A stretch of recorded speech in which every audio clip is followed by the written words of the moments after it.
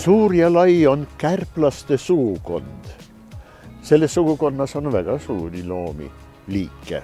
No näiteks ahm, mäger, kuid minu lemmik Brasiilia hiidsaarmas 2-meetrine loom, kuid on ka kõige väiksemad kiskjalised maailmas üldse.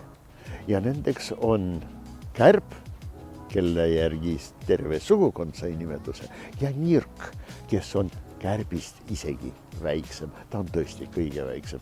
Tillukene. Nad on väga sarnased. Üks kindel välimuse erinevus nendel on. Nirgil on ühevärviline, nii nagu ka selg, eks ole, või tema reiad, selline pruunikas saba. Talvel siis valge. Kuid kärbil on erakordselt märgiline sabamuster. Saba on valge ja alati musta otsaga ja ka suvel tema pruunikas väike saba ja on musta otsaga.